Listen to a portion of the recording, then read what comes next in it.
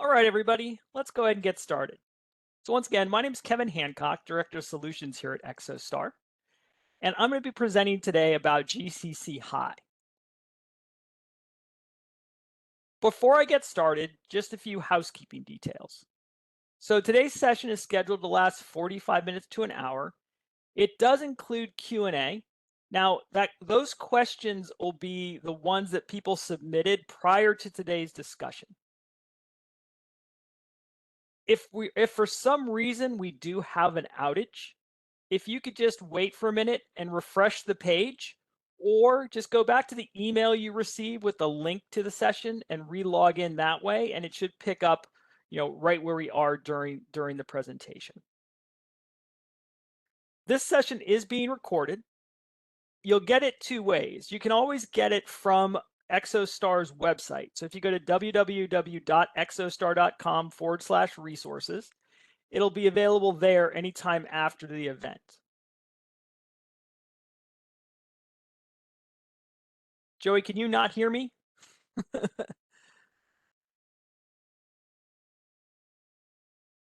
Okay, okay, it looks like people can hear me. Okay, sorry about that, folks.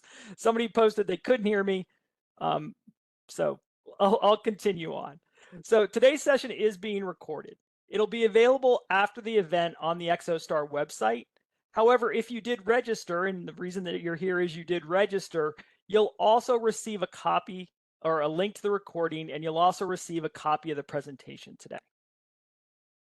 If at any time you'd like to speak with one of our industry experts, if you've lost that copy of the slide deck you get, or for any other questions you might have, you can reach us really one of two ways. You can email us at cmmc-team@exostar.com, or you can come to the Exostar website, www.exostar.com. There's a chat feature there on every page, and we'd be more than happy to help you out via that channel as well. So with that, let's dive into today's session. So I'm going to give just a quick update on where we are in the CMMC rulemaking process. We did get some additional news, if you will, late last week about the CFR ruling, and I'll cover that. Then we're really going to start talking about Microsoft Azure environments, both GCC High and the other services that are available in Azure itself.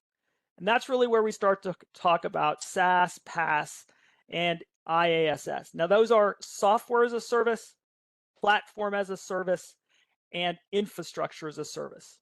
All those things are part of Azure, and kind of what you're making use of kind of depends on where, where those fall in the shared responsibility matrix. And we'll cover that in detail. Also, we'll talk a little bit about how do I make the decision to either build an enclave or do I go all in? And then, as I mentioned, I'll answer questions that were submitted prior to today's event. All right, so kind of where are we in the rulemaking process? So hopefully, as you know, right, the proposed rule showed up in the Federal Registry on 12/26/2023. That kicked off a public comment period that lasted for 60 days. Now, in the last couple months, in August and September, we've now heard about 48 and 32 CFR, and CFR stands for the Code of Federal Regulations. Those are those proposed rule and final rule around CMMC. The OMB has finished their reviews of those, and they now go to Congress for final rulemaking. And what that really means to all of us here is that that CMMC is continuing along its path. We fully expect it to take effect sometime in the first quarter of 2025. Now, hopefully, as you all are aware, the major differences around CMMC and what we do today is that CMMC, will require a third party to assess how you're doing against NIST 800-171 controls if you're trying to reach CMMC level 2 or level 3. What it also did was start to define some of that key terminology around both ESPs, which are defined as external service providers, or CSPs, what are considered cloud service providers. An ESP is, think of it like a managed service provider. It's an organization that you've engaged with to deliver a part of your IT stack or is doing some outsourced services for you. The major clarification the rule submitted around ESPs is that if you're trying to reach a certain CMMC level and you've engaged with an external service provider, then that external service provider needs to be at the same CMMC level that you're trying to attain. If you're utilizing a cloud service provider, and a cloud service provider is, in industry parlance, it's software as a service. So you've engaged with an application, and that application provides a service which stores, processes, or transmits controlled unclassified information. If you're utilizing a cloud service, then that cloud service must be FedRAMP moderate or FedRAMP moderate equivalent. And then the DoD published a memo soon after that about what it meant by FedRAMP moderate equivalent. So just a reminder, right? There are 3 levels within CMMC. Now, the percentages you see here on this slide deck are the number of, or the percentage of businesses in the defense industrial base that are expected to fall under those categories, right? So the majority of businesses in the DIB are level 1, right? In those cases, you receive federal contract information, but it's not expected that you'll receive controlled unclassified information. So for those organizations, right, there are 15 requirements that you have to meet. You have to self-assess how, whether or not you've implemented those, and you have to annually attest or affirm that you do those things. If you're trying to reach level 2, which means your organization, as part of its contractual requirements, will receive controlled unclassified information or have received controlled unclassified information in fulfillment of that contract, or maybe you create controlled unclassified information, then you'll have to meet the NIST 800-171 R2, right? Controls, and of those, there's 110 controls, and you'll have to be assessed once every 3 years by a third party that you actually meet those requirements. And then if you have what's called high CUI, you'll be level 3, and there you've got to meet more requirements. It's a combination of all of 800-171 and then some additional controls from 800-172. You'll still be required to do that third-party assessment once every 3 years, and that assessment will actually be done by DIBCAC, which is a group within the Department of Defense, which is their auditing agency. Regardless of what level, you'll still have to do a yearly affirmation that you do these things. If in doing your assessment, or really when that third party comes out does the assessment, if for some reason they find that you haven't implemented a control fully, you're allowed to create what's called a POAM, a plan of action and a milestone, to close that. But you can only have a POAM against particular controls. And if for some reason you open a POAM, you've got 180 days to close that, and then that will and then that same organization that assessed you would then come out, reassess you, and obviously hopefully you've closed that correctly, and then they would give you your passing grade. So when CMMC takes effect, there is an implementation period that's going to occur. And as you see here, this is where I called out that CFRs, those Code of Federal Regulations, because those were kind of that final hurdle until CMMC is in that final implementation or final review stage before it'll show up. So even when CMMC does take effect and it starts to show up in contracts, it's still a phase-in period. So that phase 1, that first 6 months for level 1 and level 2, it'll still be okay to do a self-assessment. But after that initial 6 months, then, right, CMMC requirements will start to show up in new contracts. And in order for you to bid on those contracts, you'll have to have that third-party assessment completed. Phase 3 is a year after that, and that becomes when level 3 takes effect. And level 2 will not only be in all new contracts, but it'll also start to appear in option periods for existing contracts.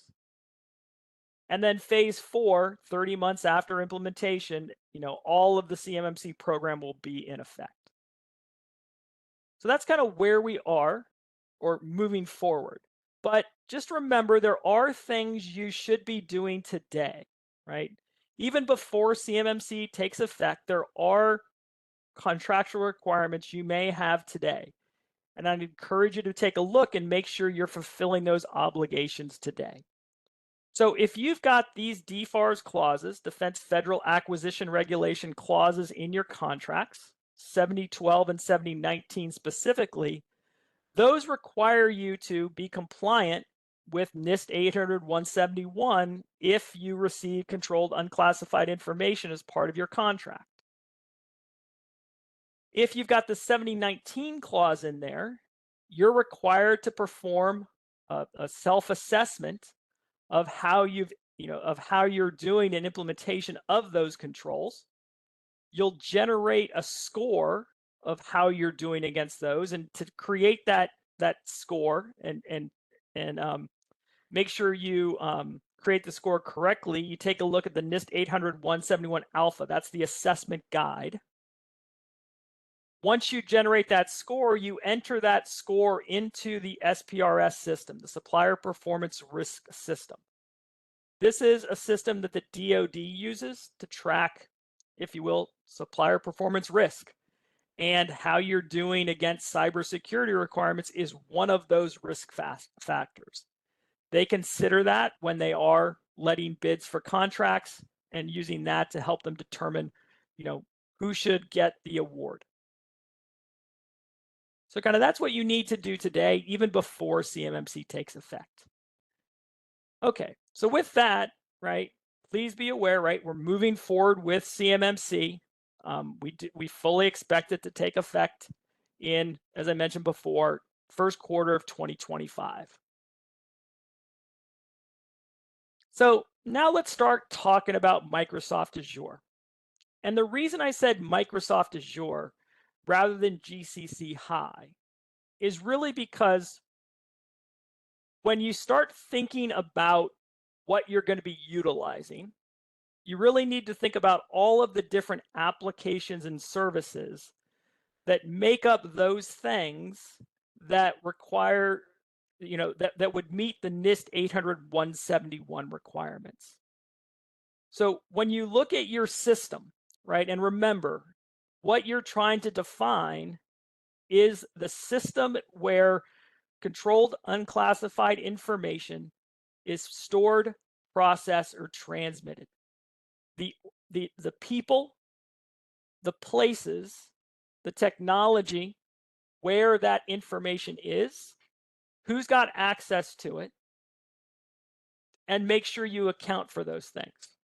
And the NIST 800-171 kind of breaks these different items down into those different components, right? So there are the the places where CUI is stored, processed, and transmitted. There are the services around those that protect it, right? Those security protection assets. There are specialized assets like machinery, printers, CNC machines, etc. And then there are systems that are out of scope because they're not part of your overall system. So when you start to think about, well, what am I going to move into Microsoft Azure, and which of the different Azure clouds am I going to put that? Think about all those different things, because it's not necessarily just to think about O365 or Microsoft 365 or whatever we want to call that thing, right? So let's first kind of start there. And let's think about those different Azure environments. And in these cases, we're going to start talking about, the Azure environment. And Azure has a number of different environments. And when we talk about CMMC, we're really talking about Azure Commercial versus Azure Government. And these are those different clouds where the different services and applications are themselves hosted. So when we start to talk about Microsoft 365 Government, these are those, the Office 365, the Teams and the Power or the Word, Excel, PowerPoint, etc., Outlook, those kinds of everyday Office productivity suites that we typically license from Microsoft. Where they come from and where the information that you develop those is stored. So you've got a number of different choices, right? You can set these up in commercial, you can set these up in government, you can set these up in GCC High. And to determine that, you're going to, think about what your requirements are.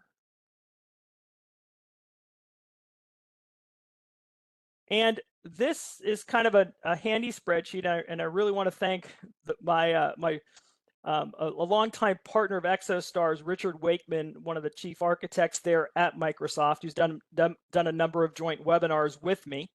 So he provided this handy chart to us for a webinar we did last year, which kind of breaks out those different requirements and those different compliance requirements and where and kind of which environments they relate to. And I find this extremely handy because we often get questions around CUI versus ITAR, NIST 853 versus NIST 800-171, etc. And this is just a handy chart. So kind of, based on what you're doing and what your requirements are as a business, where should I think about, putting my Microsoft 365 environment? So if you don't have ITAR requirements, then Microsoft 365 Government is okay. And the reason we say this is because this is what Microsoft itself will sign up for, if you will. Right? So Microsoft Government is fine for CUI data. However, if the CUI you have also includes ITAR information, or you have requirements around storing ITAR, then you need to move up to GCC High. And the major reason you have to do that is kind of that blue box where it says this is a US sovereign cloud. What that means is the folks who support, the administrators who have access, etc., are US citizens. The environment and themselves are here in the US. So that then allows this also to, if you will, host and maintain information that falls under ITAR. So again, once you start to think about, okay, what different environments are there, where do I need my information, etc., this is kind of what, a nice handy chart to take a look at and say, okay, based on these requirements of my business, this is which of the Azure environments or the Microsoft 365 environments I should take a look at. And the reason I'm kind of making those distinctions between Microsoft 365 and Azure is because we often need Azure as some of those platform as a service things, which allow us to do the other, or put in those additional controls that meet the requirements of NIST 800-171. And the reason we start to think about this is because, you know, when we're consuming Microsoft products, we're not consuming all the time just an application like M365 or Teams. It also typically includes things like Entra, which is what Microsoft now calls the old Azure Active Directory, right? Where our counts are and where our users are defined, etc. That's a service that Microsoft offers out, again, from Azure. And it's one of those, what CMMC parlance would call one of those protective assets, security protection assets, sorry. So when I stand that up there, then that needs to be, you know, in the right Azure environment as well. And so when you talk about shared responsibility, you're talking about the shared responsibility of both the application, that's the SaaS component, right? That's the software as a service component. But also think about PaaS, the platform as a service. These are all those additional services that you might also be consuming from Microsoft. Things like Entra, things like Purview, things like Intune. And then if your environment also includes infrastructure as a service components, these are if if you're standing up servers, or you're standing up virtual machines or virtual desktop infrastructures in Microsoft Azure, those things are considered infrastructure as a service. So you have to look at the shared responsibility matrix for those things as well. And then obviously, you know, if you're doing this all on premise, and you could, right, then the responsibility is fully on you. Now, the reason I wanted to point this out is kind of as you see here, right? So if you look in a number of the Microsoft help, and they've got great help on the Microsoft website, and I provided links wherever I could to kind of help you out. Because again, we're not just talking about Teams, or we're not talking about just Microsoft 365. Usually there are additional services that you're going to be consuming from Microsoft to also do those the other functions that you'll need to implement to meet those NIST 800-171 standards. And I've spelled out a few of these here.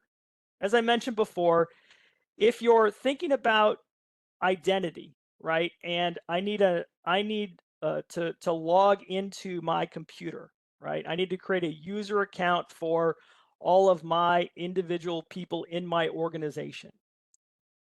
In those things, we're going to use Microsoft Entra. That's where we're going to define accounts for the different people in our system. It's where we're going to say that what type of username, password, and multi-factor authentication we're going to require of that user. If I also want to manage the endpoint, right, and as you start to talk to people about CMMC, endpoint management will often become an issue if, as part of your process, your users need to download controlled unclassified information to their desktop or their laptop computer. So in those kinds of scenarios, you're going to need to use something like Microsoft's Intune. That's a device management app or service that you can consume from Microsoft Azure. And that does things like pushing down configurations to all company computers, right? If you've got a particular image or a particular set of applications that you want to provide to all of your users, you would set that up in Microsoft's Intune. If you want to make sure that that information or those applications are all at the same patch level, or those things are all maintained with up-to-date patches and things like that. Again, you set that up in Microsoft Intune, and then those manage those devices for you.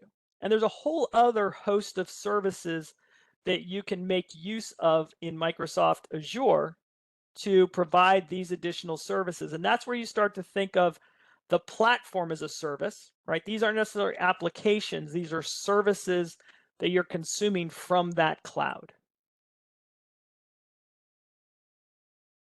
Now, another great resource, and I've pointed it out and I've just kind of given an example here, is there is a Microsoft technical reference guide for CMMC 2. Now, it's a little dated in that they haven't always updated their terminology itself, but it's still a great resource. Now, and what it does is it breaks down each of those individual controls, right? So you've got, AC level 2, 3.1.1, right? What this says is, right, I need to limit information system access to authorized users, right? That's one of the controls called out in NIST 800-171. It tells you in here kind of, where in which Microsoft service you can implement that. And, if you scroll down the page a little further, and I've got the guide out here, right? So this is that guide. It's a PDF you can download from the Microsoft site. When you get this presentation, you'll be able to see it, right? It's got all this information, and I grabbed this straight from here. It's got that responsibility matrix, and this is the example I just grabbed, right? This has these links to the application itself. Like, how do I set this up? Where do I go to implement these things? And so it's got that documentation links directly in here as well. Oops, let me go here. So we can start to build out how we comply with this particular control. We use, Microsoft's Azure Active Directory for those accounts. When we need to provide evidence for this control, we would show where we set up these Microsoft users and the groups we've assigned them to. And this would help us build out that NIST 800-171 assessment and build out our system security plan. It's also got, a great application around, there's, a similar service or a similar technical resource, I should call it, called the Microsoft Product Placement for CMMC 2.0. This kind of gives it in a periodic elements kind of view. And so with this particular placemat, similarly, if you've got a question about how do I implement a particular control, you can click on this, and this comes as an Excel spreadsheet, and it'll tell you, just as I showed you in the technical guide, which of the different Azure services you would consume for this particular control, and the subsequent services of how you might implement those controls. So again, we're thinking about not only the applications in Microsoft we may be consuming, like Office 365, Teams, etc., but we're also thinking of those additional Microsoft services that we're going to need to implement to fulfill all of the controls. Now, when we start to do this, this is where we start to think about, okay, so am I going to go with an enclave model, or am I going to go with an all-in model for my organization? And when you start to think about that, that's when you start to think about, for my organization, how much of my business is related to controlled unclassified information? How much of my business is tied to DoD contracts? So is it 10%? Is it 80%? So does it make more sense for my business to move the entire business to Azure Government, to consume my Outlook and my M365 from GCC High? Or do I look at building an enclave only for those individuals and users that are part of that process? Now, for your users, this also has impact, because if you build an enclave, right, your users are going to be more of what's typically called a swivel seat method, where they're going to have two distinct systems. One where they're going to work, store, process, and transmit, that controlled unclassified information, and then one where they're going to do all their other work, right? All their other, regular business with the company, et cetera, is going to be, in their regular corporate systems. But then when they're working in controlled unclassified information, or with that creating it, et cetera, then they would use areas within the enclave itself. You've got to define those within your system security plan. You've got to be able to, show how you comply with all NIST 800-171 controls, either within that enclave or across your entire business. Now, Exostar can help with this in that we have our own application called Exostar's Managed Microsoft 365. This is a Teams environment up in GCC High, managed and supported by Exostar. Exostar's technical operations team and our support team are US citizens in the US, so we kind of follow that same Microsoft model, where so you can also use this system for ITAR information. It's in GCC High. Those additional support and technical operations people meet those same requirements. This is linked to Exostar's Managed Access Gateway, which is what we use for that identity and access management for individuals who are getting into the enclave. This is where Exostar will define those accounts, enforce that multi-factor authentication. Now, your users would be working within a Teams environment, but you're going to determine who has access to that. There's an Exostar application embedded within the environment, and that's going to enforce these particular roles, which only allow those users who you give rights to access that enclave. So this allows you to build that enclave or work within that enclave and only give access to those individuals in your organization who can store, process, or transmit CUI, and they're going to access this environment from their browser, and they're going to work within that. This then allows to kind of gate that enclave to just those users. It allows us to tune that for your particular business, only giving rights to those individuals who store, process, or transmit. You can extend this to partners as well.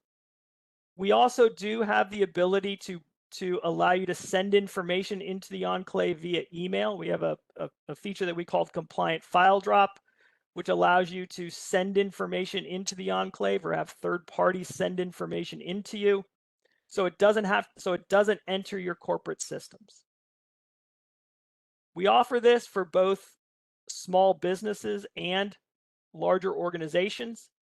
The major difference is really just, is it a shared tenant as it is for the small businesses, or is it standalone tenant for those larger enterprises?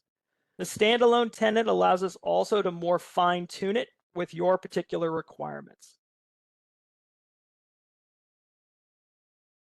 This, brings that benefits of the Microsoft GCC High environment, but gates it just to that Teams environment, allows you to be compliant with NIST 800-171 and the upcoming CMMC requirements.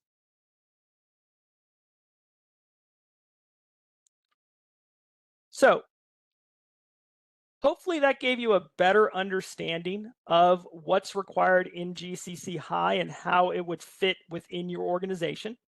As I mentioned, I know a lot of this was just reference materials to Microsoft stuff, but when you get this presentation, you'll be able to look those up and determine for yourself what makes most sense for you. I am going to start an exit poll I'd appreciate it if you could fill this out. Let me open that for everybody. This lets us both get feedback on the presentation today, as well as there's a question to ask about topics you may want to cover at a later date.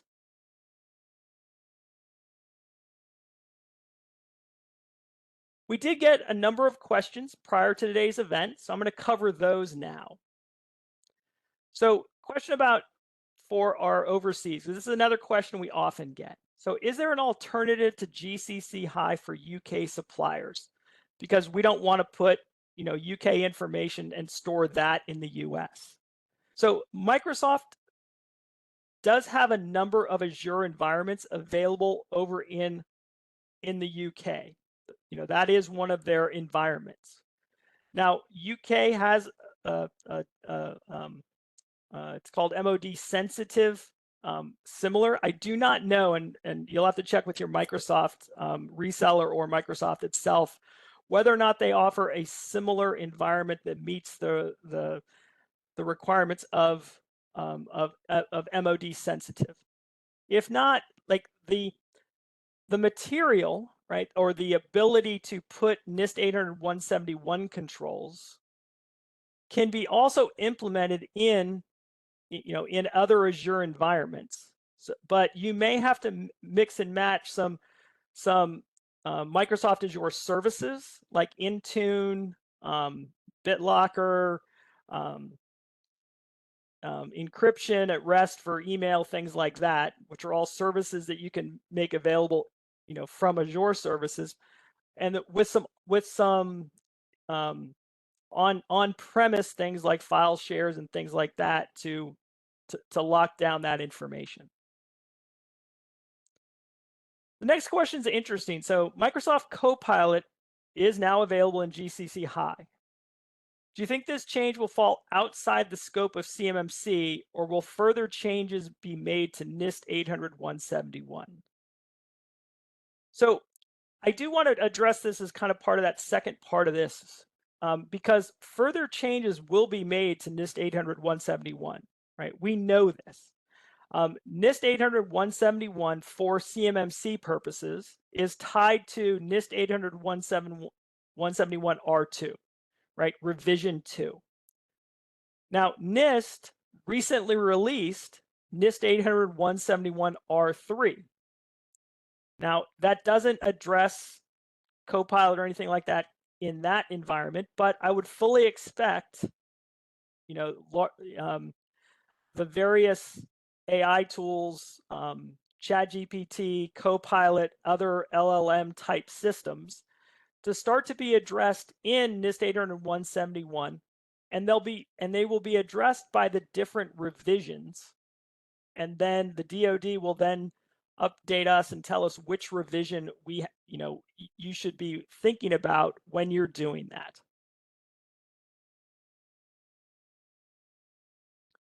So number 3, what are the NIST 800-171 controls that are not handled by GCC High and Exostar's managed Microsoft 365, and why? So these are really illustrated in each product's shared responsibility matrix. And as a cloud service provider, both Microsoft and Exostar provide a shared responsibility matrix for those for all 110 controls. And in those, we'll tell you which ones are fully addressed within this particular application and which ones are shared.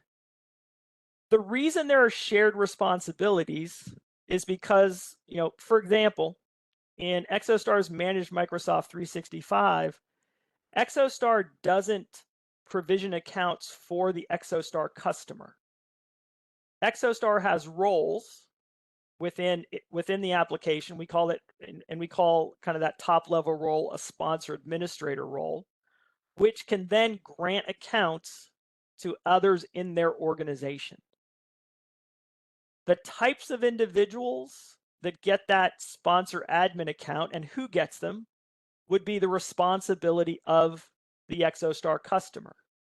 The process in which others in the organization get accounts, request accounts, how those accounts are approved, etc., are something that's done by the customer. So that's outside kind of the Exostar responsibility, hence the shared responsibility. So, Exostar creates the necessary roles, but the customer are the ones who actually give those roles and have the process in-house to do that.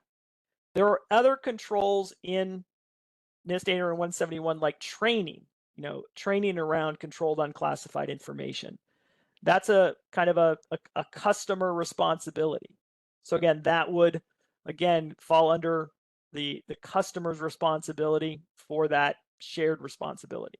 So the application provider typically does training around their application, but the business would be responsible for their training for their users on how they do these particular processes. So number 4, as a defense contractor that works with primes but not the government, do we have to transition to GCC High to be compliant? So the simple answer here is no, right? There's no mandate in NIST 800-171 that it be done by a particular environment or by a particular tool.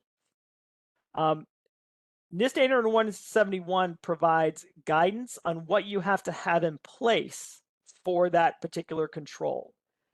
How you decide to implement it is up to you as a business. So you're the ones that decide, okay, for this particular thing, this is how we're going to do it. Now, in some of these things, that could be something as simple as, we only receive CUI in a hard copy, right? Somebody has printed something out and given it to us, right? That's outside of most IT organizations. So you would have a physical file cabinet where we're going to put that and we're going to put that in a locked room, and we're going to maintain control on who has access to that room and things like that. So GCC High isn't always the answer to everything, and nor does it have to be. It's kind of up to you, but Microsoft does a great job of providing you tools in order to achieve that compliance if you want to, with utilizing both GCC High for the applications and then Azure Government for many of the services that you're going to consume as part of that. So what are some of the costs to consider when implementing GCC High to help in achieving CMMC Rev 2 Level 2 for a small business? So the major cost to think about is both the license cost. So right, you're gonna license applications from Microsoft, and Microsoft has prices for the different environments. So you're gonna get, say, M365 in GCC High, and there'll be a cost per user for that. You'll also then need to think about those additional services that you may also need to run out of Azure. Right? So these are things like Intune, things like Entra, things like Purview if you want some data loss prevention services and things like that. These are additional services that you may also need to implement in order to meet particular controls.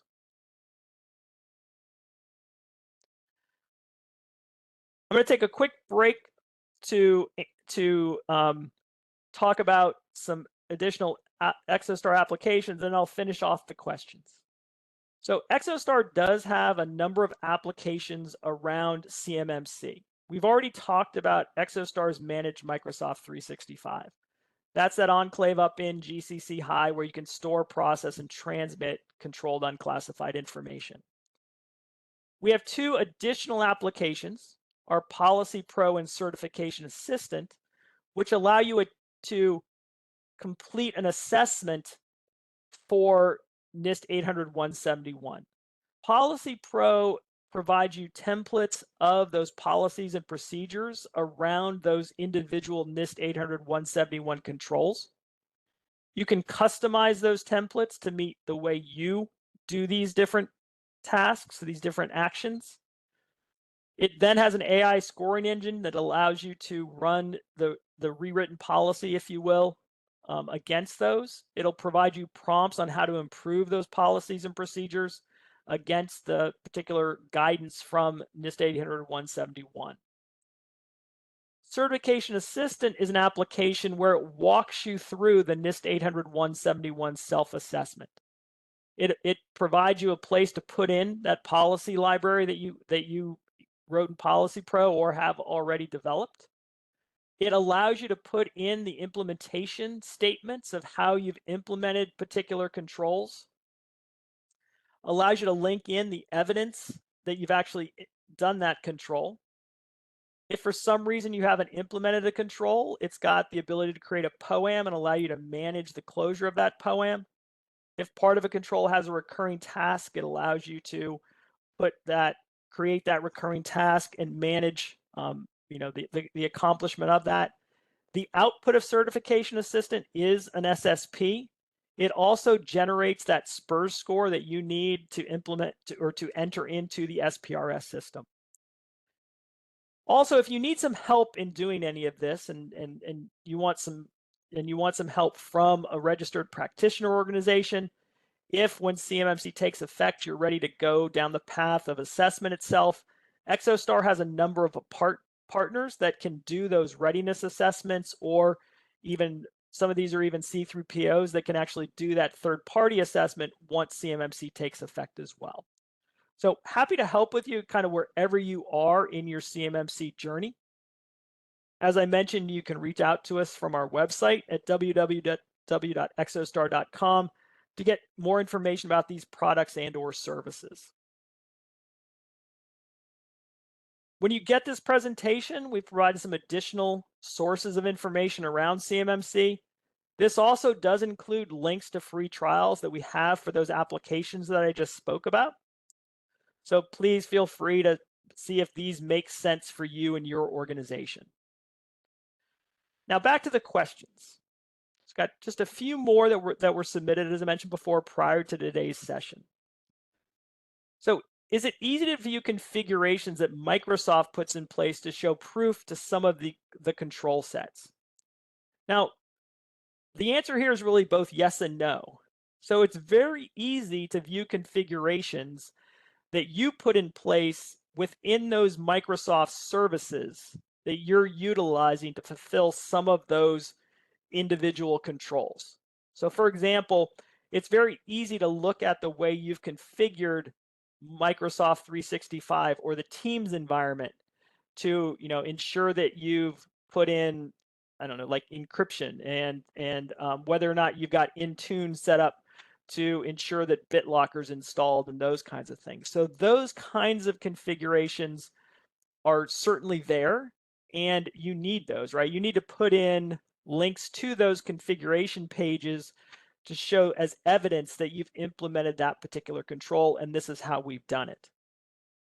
You won't necessarily be able to see configurations around Microsoft's SIM tools and things like that they're using to monitor the platform or the application that they're providing, because those are offered out as a service to you. And what you'll, instead of those configurations, when an assessor comes on site and they ask about, what the different cloud services you may be utilizing to implement this particular control, what they'll ask you to provide is that cloud service provider's body of evidence that they are a FedRAMP moderate equivalent cloud service, or that they're in the FedRAMP marketplace. If they're in the FedRAMP marketplace, you really just have to show that they're in the marketplace. If they're a FedRAMP moderate equivalent, and Exostar is one of these with our managed Microsoft 365, they'll provide you what's called a body of evidence. That body of evidence will include their security plan against NIST 853. It'll include a third-party assessment of that SAP. It's called a SAR. And then there's a couple other items that were in that DoD memo that also become part of that body of evidence. So those things will be how you show that the cloud service application that you're consuming, because that may be a Microsoft application that you're consuming, meets those requirements. So is GCC acceptable if a company is not concerned with ITAR? Hopefully you saw that in the chart that was there earlier. It is, right? GCC High is necessarily if you do have ITAR, but if you don't, then GCC itself is enough. What is a practical way of applying CMMC DLP requirements within GCC High?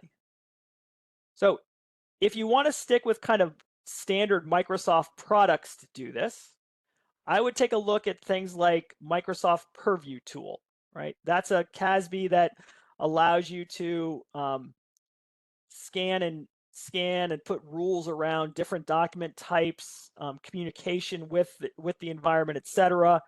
It can scan things like OneDrive, etc. to determine if things aren't in the right place, if if they've got controlled unclassified information tagging and things like that in a particular document. So I would look at something like that to satisfy some of those DLP requirements. So how to handle foreign nationals and GCC within CMMC. So I guess the answer here is really, well, how do you handle foreign nationals today in your organization? There's no restriction there are restrictions in foreign companies contracting for services within GCC High.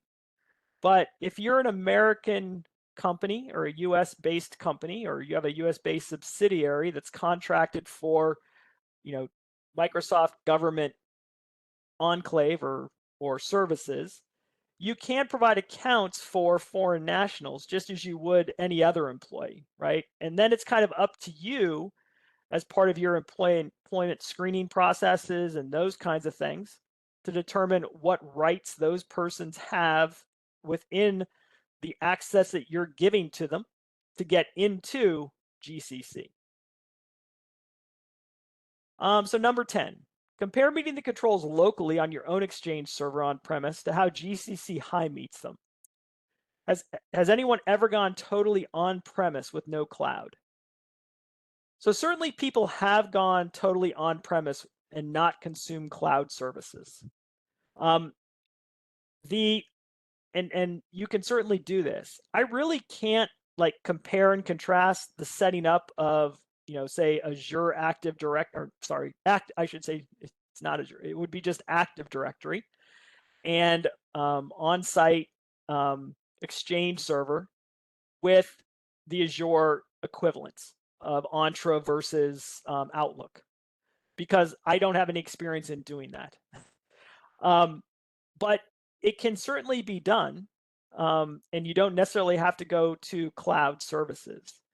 The only issue is that, at some time, most of the large providers like Microsoft are moving those on-site systems to a cloud.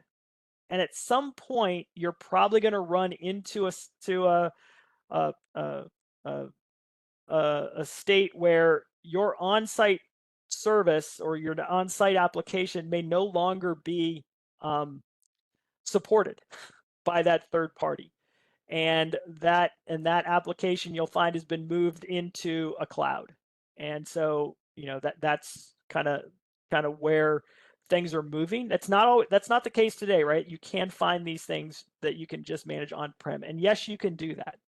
You just have to have the expertise in-house to do that with those applications. And then how much of the ITAR requirements are covered by GCC High? So, I mean, really the only ITAR requirements that are covered are that the individuals who are supporting those environments, and by supporting, it's typically both the operations people in the background who are managing the infrastructure, as well as support people who you may need some assistance with. They're US citizens in here in the US, so they meet those the sovereign cloud requirements for that environment. So those are typically the ITAR requirements that are met within GCC High. So I think that was our last question. So I just want to thank everybody for joining us today. As I mentioned, you can reach us a couple different ways. You can email us at cmmc-team@exostar.com, or you can come to our website, www.exostar.com, and we'd be more than happy to chat with you on any of those pages. There'll be a chat bot. Feel free to work with us via that channel as well. Thanks, everybody, and I hope you have a great day.